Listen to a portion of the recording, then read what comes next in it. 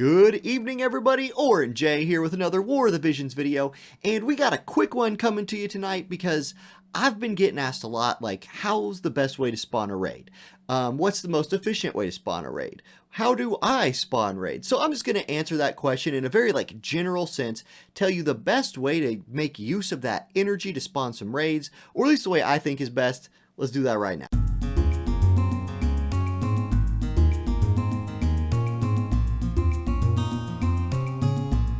Okay, so here you are. You're out here just beating this glacial bird to death. Your King Mont is out here like Omega flexing on everybody. Delita is basking in the glory of his time to finally shine. Maybe you're a Christmas Moshry player. Anyway, you're killing the heck out of this bird, right? Your bird level is going up, but it's kind of frustrating to spawn 10 raids. And in fact, that's a question I've been getting so much. It's like, what's the best way to spawn these raids? So this is what this video is about.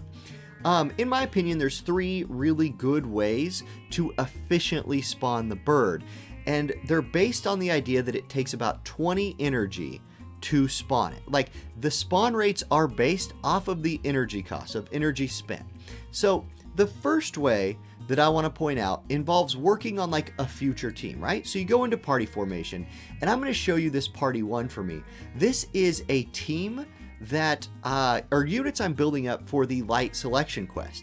So I need Esper resonance for them, and that's the key for this team. You're getting some experience and you're getting Esper resonance. So build yourself an Esper resonance team, right? Like I have Mont working on Ifrit, Elshra working on Bahamut, you see, and then head into the story. The reason you want to do story mode if you're working on Esper resonance is because resonance is based on number of missions completed. So I would just hop into a high level mission here, and these cost 6 energy. You can see that down here in the corner. It takes 20 energy to spawn a raid, about. So what's that? 4 skips. So I would make use of my skip tickets, hit skip, go to 4 times, that's 24 energy. This will spawn a raid, and I'm earning 4 fights worth of Esper resonance for each one of these units. Great. That is making good use of my energy, and it's a fairly fast way to spawn 10 raids. Now, this way does involve you sitting here and doing it, right? Like, you have to be very, very active to do this method, right? If you wanted to AFK this method, that's a whole lot of clears. Like, if you're having to clear it 4 times for a spawn, and you want 10 of them, that's 40. So you'd have to, if you were to auto repeat this, you'd have to put your auto repeat to 40. No, that's troubling, okay? There's a much better way to auto repeat it that is still really, really efficient, and that involves going to the far plane and going to the double drop rooms for Alchris that day. Like, we all need elemental Alchris, right? So farming these is not a waste of your energy. You're just getting something you're going to need later. So let's check out the dark room, for example.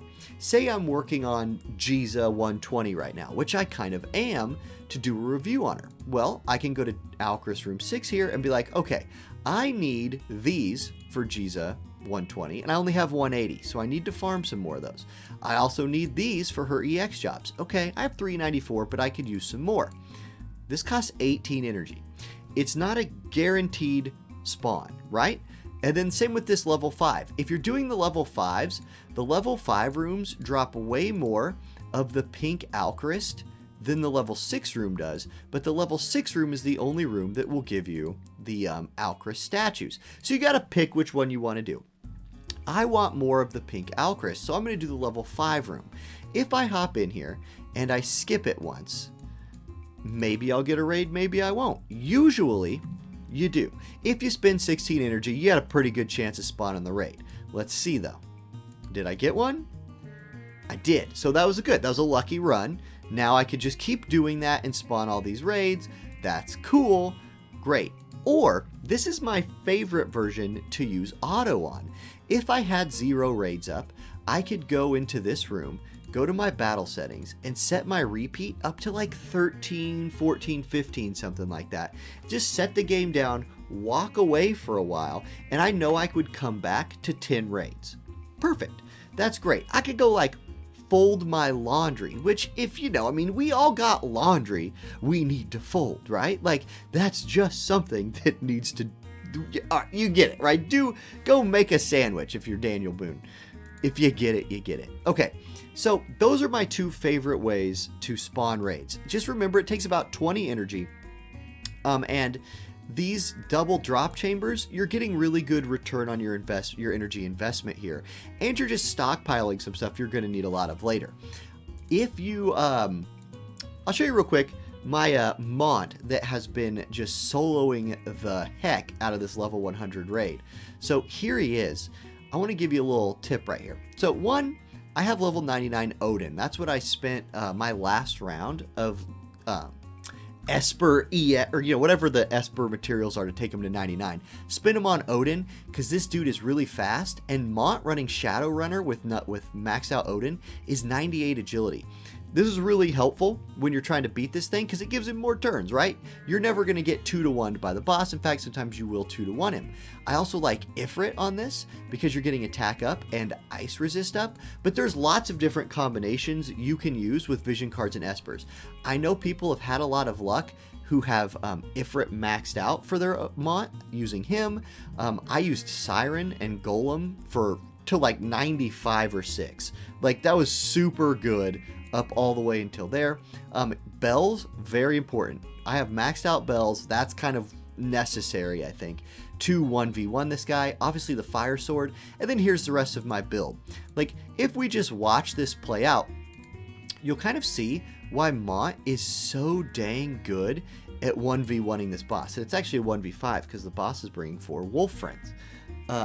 Yeah, so we'll just end this video by enjoying some King Mont domination. You guys, I would love to see it. If somebody has like other units who can solo this, I would sure love to see some videos of that because I heard a lot of people theorizing about it, haven't seen it yet. But check out this AoE.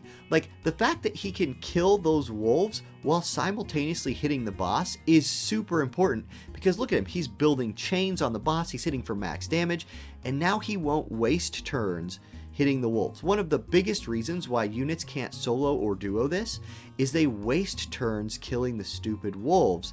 And the biggest, like, if you're running a tank, right, who's not going to die to the bird, the biggest thing that's stopping you from winning is running out of turns.